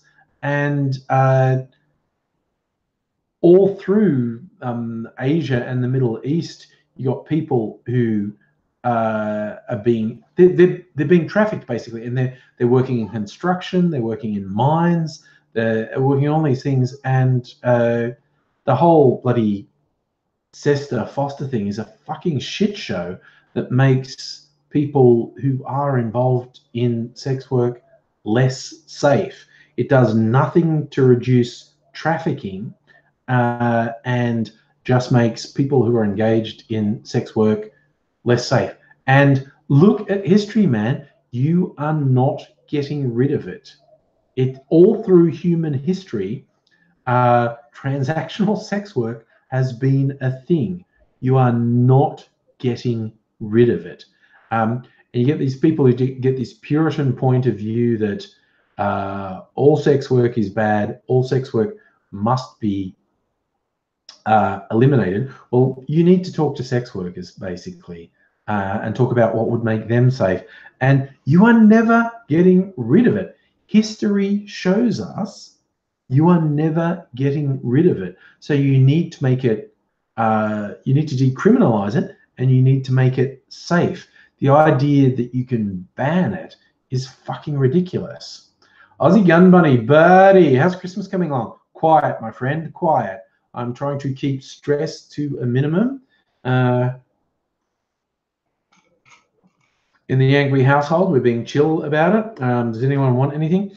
I think Mrs. Angry is saying she doesn't know what to get me. I'm saying, hey, take me to the cocktail store. Actually, it's not called the cocktail store. There's a place here in Melbourne called the Bitters Lab, where they have all this stuff for cocktails. They have like literally hundreds of different sorts of bitters, which is the flavoring you put in drinks, and all these other supplies for making cocktails. I said, man, just take me there and I'll pick out a bunch of stuff, and that can be my Christmas. I don't know what to get Mrs. Angry. And my two kids, young Mr. Angry got an early Christmas present. He wanted Super Smash Brothers on the Switch, and he wanted it early. So I said, okay, if you're cool with that. Young Ms. Angry is a bit chill. We might work out something for her. But yeah, we're all just being chill about Christmas. Josh, how often do I live stream? Usually on Tuesdays and Thursdays, and sometimes on the weekend as well. You want to come over on the weekend, we could do one on the weekend. But because Josh and I are virtually neighbours, a couple suburbs apart. So yeah, I usually live stream on Tuesdays and Thursdays. And sometimes I miss a Tuesday or a Thursday. Sometimes I do an extra live stream, maybe on the weekend. And I try and do at least two. I don't always do this, but I try and do at least 2 pre-recorded videos as well, like Wanga Fat Wednesday and TFU Friday or TFU Weekend. Sometimes, I get from work and it's been a long week, and all I want to think about is, I just want to have a couple of drinks, and then I lose my enthusiasm for making a video, and I make the video on the weekend. Lemonhead, how you doing in Canada? Nice to hear from Canada this evening. I have a couple of semi-regulars from Canada. It's always nice people dropping in from different points. Mimsy wants attention. Yes, she does. Yes, she does. Such a funny cat. She's so sooky. I don't know. We were having this discussion the other day about how old she is, and we're not really sure. She's 14 or 15 or 16. Yeah, Josh, talk soon, definitely. Mrs. Zachary's been saying things about her, like she could probably die soon. I mean, don't say it in front of her. It's really rude. Don't talk about how she's probably going to die soon, and we'll replace you with a cute kitten. That would be all. You'd all like it. Oh, look, this cute kitten. But if there's ever a cute kitten on the live stream, it's because Mimsy's dead. Okay, so if you like I hope you feel guilty ahead of time, okay? Because you go, oh, look at the cute kitten, show us the cute kitten. But we'll only have a kitten if Mimsy's dead. So she's in right here. I'm saying this stuff. It's terrible, isn't it, Mimsy? It's terrible and rude. It is terrible and rude. Oh yeah, Josh, in terms of videos, someone asked about AngryAussie. AngryAussie and I have a plan for a series of videos that will need some other people for, want someone to be like interview. I think you'd be good for it, Josh. But I have a couple of ideas for upcoming videos. I think I need to do more silly stuff. As much as I enjoy the political rant so much. I enjoy winding people up. I enjoy telling people to get fucked. But I've done one or two recently that were just kind of sort of silly in their own sake, and people said, "Oh, that was really good fun. I like that." And I used to do that far more. I think I should do more of that, just kind of silly videos. Where I rant about things that are maybe not such hot button topics. It's just having a bit of fun. But I've got a few ideas. Definitely will work on. After this week, as I said earlier in the stream, I've probably got 2 weeks off work. So I might try and develop some stuff in there. I could put a. This is one thing. I don't put that much effort into my videos, honestly. I should put more effort in it, so maybe I will. Charlie, you may be right that my young cat, if she ends up being the only cat, she might be more relaxed, but she's very twitchy. She's always been very twitchy, Shadow. We literally picked her because she was the runt of the litter. There was all these kittens, and all the other kittens were picking on this one grey kitten that was smaller than them. So we felt sorry for her and got her. And she's still a runt. She's still only about 2/3 the size of Mimsy. And she still acts really twitchy and won't settle down. So she's got PTSD. She's got cat PTSD. Justin, would I get a dog? I think Mrs. Angry is not on board with a dog. My son, young Mr. Angry, he wants a little dog, like something small. But I don't really see that happening. I grew up we had a dog and a cat. First dog I remember we had a Cocker Spaniel that was called Prince. Got hit by a car. I was away for the weekend when Prince got hit by a car, so it was a bit of a weird thing to come back to. Then we had my older brother brought home a dog. He was a real mutt, and he was called Jake. He's a big black dog. You looked at him and trying to work out the mixed breed. You could see Labrador in his head, and in his general physique, you could see some greyhound. So he was a really weird mix, but there was definitely some Labrador. There was definitely some greyhound, and God knows what else. He was a pretty good dog, and he was around for a while. So yeah, I actually grew up. We had a dog and a cat. Obviously, rotating dogs and cats, not the same dog and cat. But I don't think there's really a dog in my future. I'm not really a dog person. My son wants one, but he's kind of survived this long without one, so I don't know. Obviously, saying keep him away from the cat. I think we've actually experimented, and neither of our cats are into catnip. Not all cats have an affinity for catnip, and I don't think our cats do. Oh my God, there was just catnip. There was this hilarious video I saw the other day. I don't know if anyone saw it, but it's basically someone giving their cat some catnip. It's sort of sitting up on a perch, and they put the catnip down on the ground, and then they come down to here, and the cat sort of casually comes down and then smells it. And this cat is super into catnip, and it's just like that old joke about I fucking love cocaine, and the cat just shoves its face into this catnip, and it's just going, whoa. It's just like this cat is so into catnip. It was such a funny video. Yeah, Charlie, my dog was a bitzer. Bits of this, bits of that. So yes, yeah, I'm not into very much against getting animals from breeders. or from pet shops. If we get any pet, it's going to be a rescue pet. Both our cats come from the Lord Smith Animal Hospital in Melbourne. So if we ever got another one, it would probably come from the same place. I just had a Silky Terrier. They're cute. My mum had a Silky Terrier as well. I think she always wanted like a Scottie. I don't think she ever got a proper Scottie. I think she always wanted one though. Lemonhead, you want old school, angry high school stories? Oh my God, you've got such a good memory, man. Oh my God. So I used to tell true stories, story time with Angry, where I would tell true stories. And there was one where it was like a choose your own adventure, or just, a real thing that happened to me in high school. We were doing tryouts for the school athletics carnival.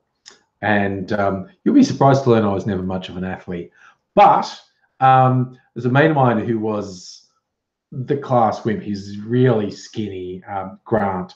And we were doing, everyone had to try out for everything, no matter how bad you were at it. And Grant, the class wimp, throwing a discus, you know, that heavy discus.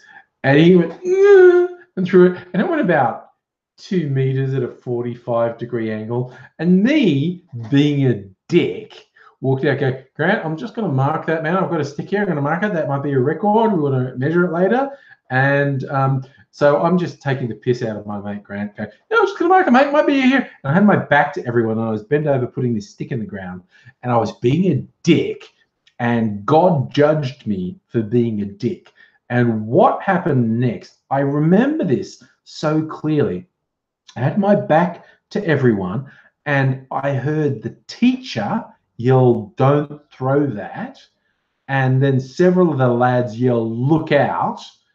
And I was sort of bent right over, and I started to get up. I wondered what they were talking about.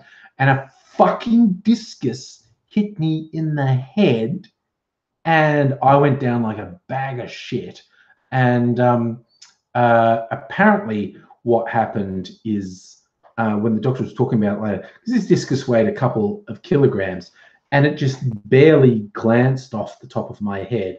It felt like someone stood over me with a shovel and went bam, and it just smacked me into the ground. And I think I must have instantly gone into shock because I didn't really feel any pain.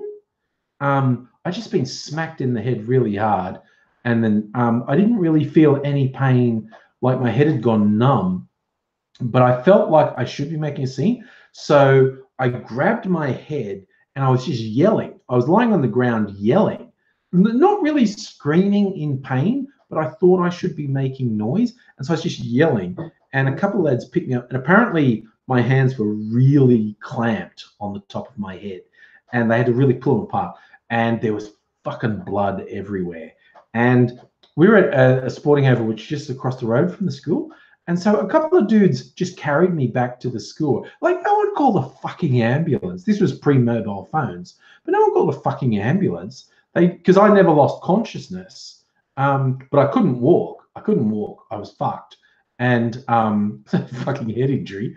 And these two lads carried me back to school and had my arms over their shoulders. And I looked at my hands, and they're dragging me along. And my hands looked like I had dipped my hands in red paint. It was this bright red blood, or like just coating my hands. Because scalp wounds bleed a lot. If you get a really decent scalp wound, bleeds a lot. And my hands were just covered in blood. I'm just going like, fuck me, is that mine? And the guys are laughing because apparently I'm completely delirious. I'm just saying shit. And they thought it was hilarious. And I got dragged to the school library. They had a first aid station at the school library. And they rinsed my head. Can no one call a fucking ambulance? They called my mum, not an ambulance. I should have been rushed to hospital. And so, yeah, suffer. I'm happy I'm alive too, my friend. So my mum comes and gets me. And again, I never lost consciousness. And I was just bleeding a lot. And so my mum took me up to casualty, and we're just sitting there. We're sitting there for hours. We went up and said, because again, I was just perfectly lucid, and I get down there with the discus, and there, sit over there, and then a nurse who was a friend of my sister's saw us, and we'd been there for hours at this point, and I said, "What are you doing here?" And Mum said, "Andrew got hit in the head with a discus." And she had a look at my hand. She goes, "What?" "Oh yeah, the guy threw a discus and hit me in the head." And she goes, "What did the doctor say?" "No, we haven't seen a doctor yet." "When did you get here?" "Like 4 hours ago." And she went, "Holy crap!" And she ran off out the back. And I always assumed she said something to the doctor like, "Malpractice lawsuit. You've ignored this guy with a fucking brain injury for 4 hours." Doctor really suddenly appeared, and I had all these head X-rays and stuff, and I didn't have a skull fracture. They all thought I'd have a skull fracture, and they were really worried I was going to fucking die. But my thick skull, and I swear to God, I saw these X-rays of my skull in profile. I'm just looking at it, going, "That looks like a caveman. That full-on looks like a caveman." I've seen pictures of caveman skulls. That looks like a caveman skull. What the fuck is wrong with my head? Like, people occasionally say, like, because I gesticulate while I'm with it, they say I've got small hands. No, I don't. I have normal sized hands. I've just got a really stupidly large head. I really do. If anyone ever meets me in real life, hopefully I'll have my hat with me, because I have to get hats from specialist hat shops because my head's so stupidly fucking large. Which apparently is because of my super thick skull, which protected me from a discus. And because whenever I, like normally, if I get one of my friends to wear my hat, it sort of goes and drops over their eyes. Whereas me, it sits up here on me because of my absurdly large head. But any person with a normal sized head who wears my hat, it just sort of goes and goes right down here, because I've got like size 64 hat, which is 64-inch circumference. A normal hat shop probably tops out their sizes at about 58, and I have to go to a specialist hat shop to get one that will fit my stupid fucking head. So there you go, you learn something. I have an absurdly else, and because I'm only 5'8" as well, okay, and so I've got a head that belongs on someone who's about 6'8", and I'm only 5'8". So I have this ridiculously large head. It's absolutely absurd. Safi, you have small hands from lucky genetics. Well, there's a Was that Biora? You wrecked your ankle in 5th grade, and two upperclassmen carried you to a taxi where your mum was waiting. It's like, yeah, what's the big problem with an ambulance? Why not call an ambulance? It's like, yeah. And you're right, Safi, if I'd had a normal head, it could have been very different. But I'm not joking. I think I've got an extra thick skull because, apparently, like I said, when the doctor looked at the injury, he said what must have happened is the discus barely touched you. Like, rather than coming crashing down on your head, it must have sort of skipped, and it's right on the crown of my head. Must have skipped right on the crown of my head. And but I swear to God, it felt like someone was stood directly above me with a shovel and just went bam on my head, because I just went poof and face planted. And the doctor said all these cheery things, like it must have been absolutely flat when it hit you, because if it had come in like that, it would have just gone straight through your head. You wouldn't have known about it, but your friends would have had a really gross, traumatic story to tell their whole life at the time their classmate had his brains sprayed all over the ground. And the other one was, he said, it glanced off the top, coming in flat like this. If it had come in a bit lower, if it had hit the back of my head, it just would have like killed me, would have fucking crushed the base of my brain, and I'd be fucking dead. Yes, they had skipped like a stone on the water, except it was off the top of my head. Safa, did I ever do athletics again after that? No, my friend, I did not. I'm not a sporty person. I never have been. I got forced to play soccer all through my childhood. All my brothers did. We all had to play soccer, and I was never any good at it. My other brothers were much better at it than me. I was never any good at it. Shit. I did boxing because my dad was a boxer, trained at local police boys club till I was about 16, 17. I was actually reasonably good at that. I never boxed competitively because I didn't want a fucking head injury. But this was the last time I was physically fit. I was about 16, and I'd been doing really hardcore boxing training for about 18 months. That was probably the last time I was physically fit. And I did play Aussie rules football in year 11 and 12. That was definitely the most fun I've had playing sport. Again, I was not particularly good at it, but I definitely had fun. I recommend Aussie rules football as a fun sport to play. Oh, yes, Arthur, that's a good way to look at it. I was meant to stay alive just to make YouTube videos. That is a good way to look at it. I mean, I had many near-death experiences. That discus was probably the worst one. I like, I think anyone who drives has had experiences where, holy fuck, that was a near miss. I think we've all had a couple of those.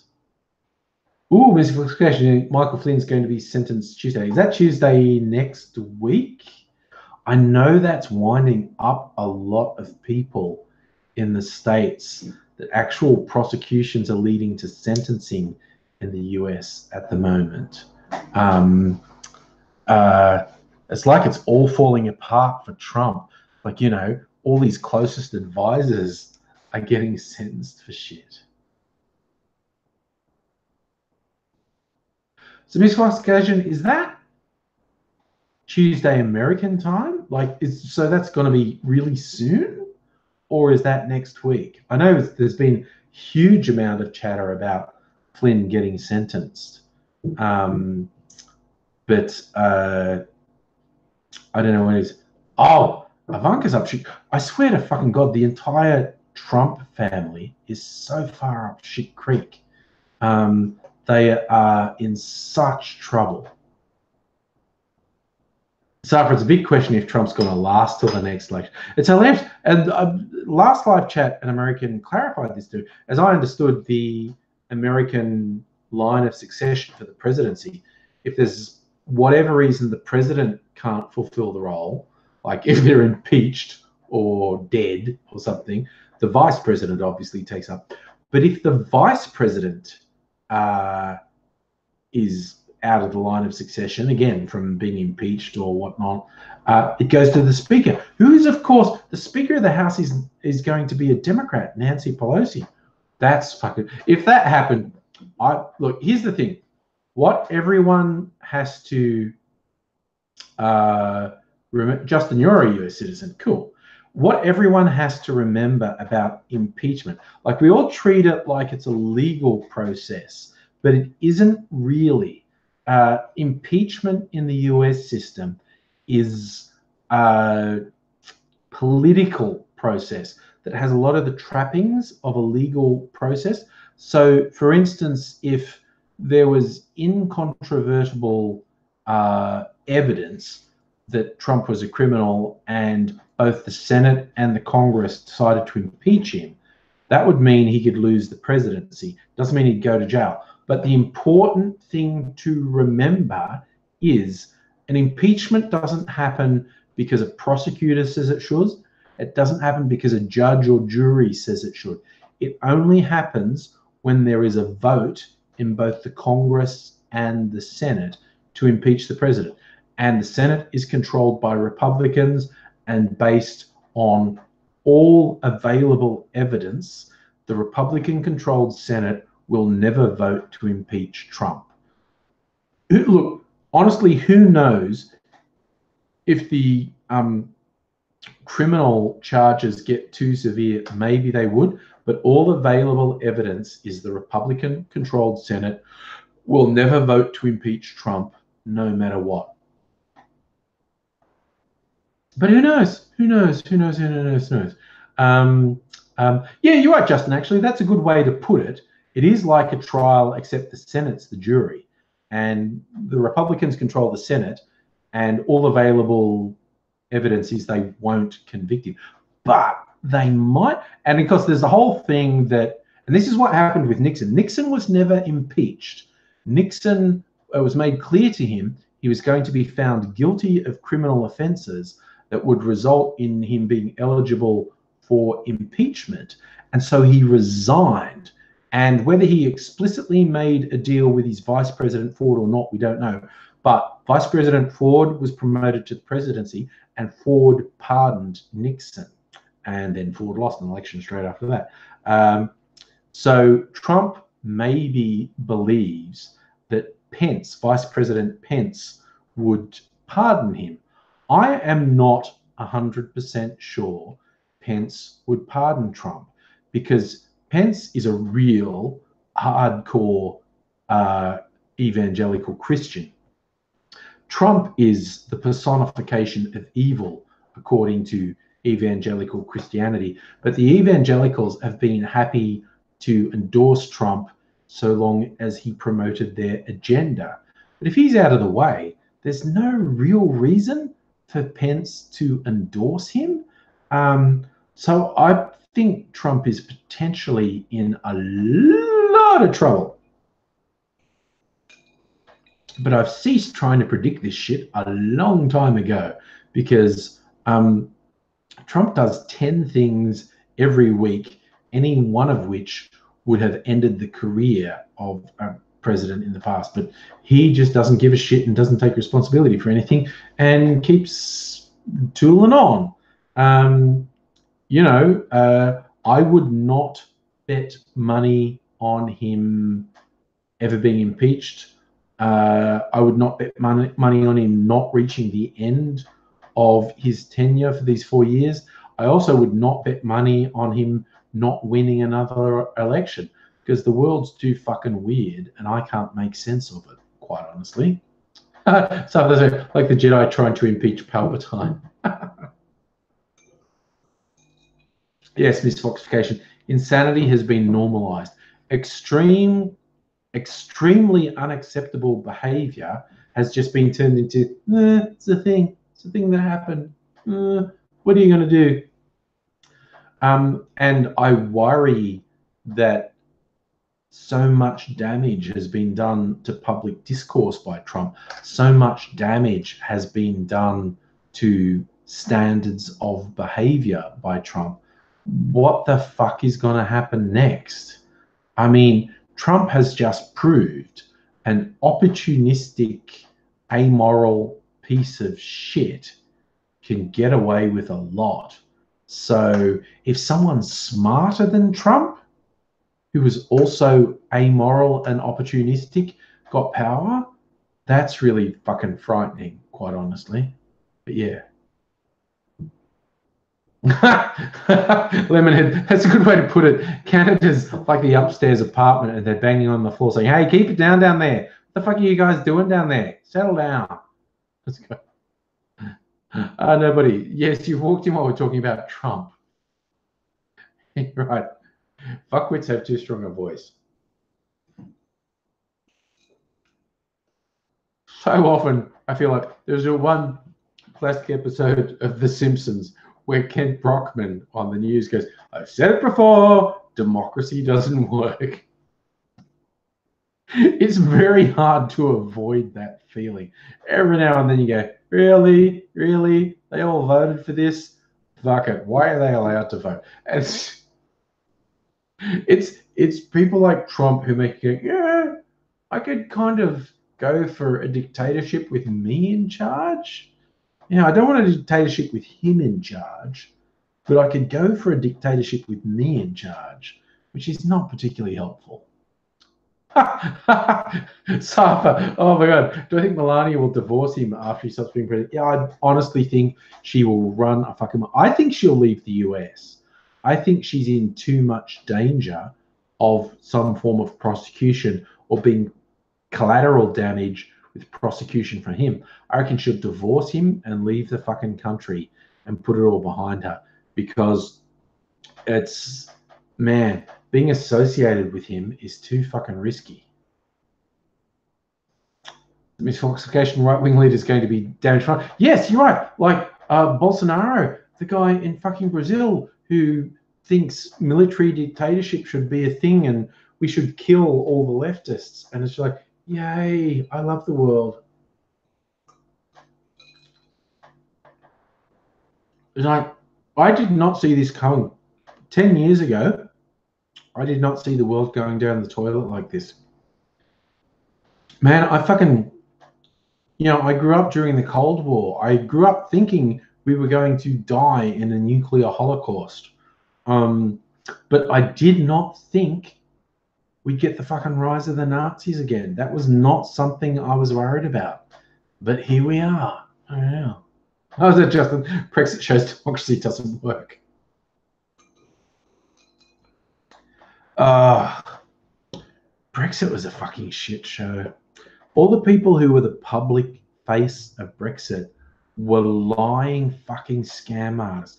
The people who had concerns about the EU deserved better than the people who were the self-appointed voice of Brexit. People like Boris Johnson and Nigel Farage and all the other gormless fucking gits who are lying fucking sacks of shit.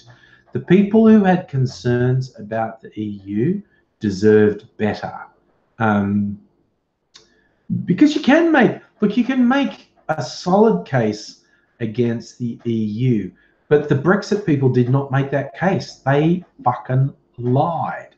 They lied non-stop, and they promoted really obnoxious racist fear tactics, which, look, I think a bunch of Brexit voters were fucking racist, but I think another big chunk of them weren't. And it was unfair that the public face of the Brexit campaign was this racist bullshit, because there were people who had genuine concerns about the EU and were worried about England not having sovereignty and whatnot, and they deserved better than they got, quite honestly. It's just, but yeah, no, Brexit is a shit show. Ms. Foxification, if this Rise the Right fails, I hope it's a nail in the coffin. I think, look, the rise of the extreme right, to me, has shown we were probably too complacent.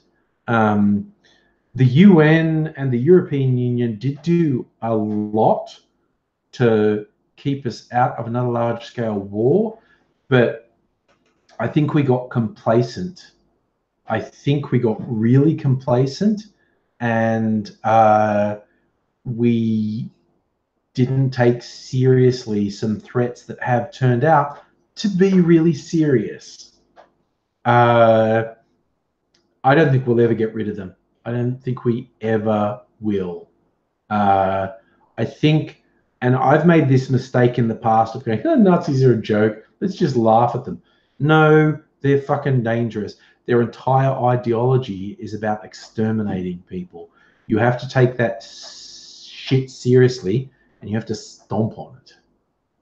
Justin, I actually agree with you that Brexit makes no economic sense, but the people who voted for it were largely fed a bunch of lies that said it would make economic sense. But also, I think the people who were pushing to stay in the EU needed to make a better chance. So look, okay, I can acknowledge there are major shortcomings with the EU. We should address those.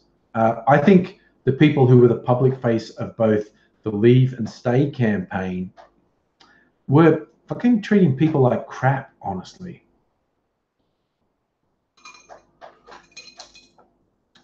But having said that, it's now after 10 o'clock. And I am going to bid you wonderful people farewell once again. While I've had a fun time, I do need to go to bed and be ready for work tomorrow. So I hope you all look after yourselves. I hope you take care, because I look forward to seeing you again soon. So it has, as always, been enormous fun hanging out with you and having these chats. I really enjoy. I fucking love these live chats. Actually, it's so much fun. So look after yourself, one and all. If I don't see you before Christmas, if that's the thing you're into, I hope you enjoy the Christmas period. Look, honestly, even if Christmas isn't your thing, if you're either atheist or a different religion, it's a thing that you experience. So I hope the period leading into the new year is good for you. And I guess we can all start thinking about 2019, what we're going to do in the new year, what we're going to turn around in the new year. So look after yourselves. Thanks, Miss Foxication. The thumbs up. Because we had minimal trolls, but they tend to come.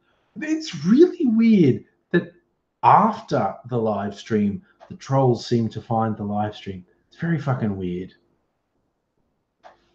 But anyway, take care of yourselves, one and all. I'll hopefully see you again soon, but I am going to head off to Betty Buys, and so I bid you farewell and say goodbye for now. Bye-bye.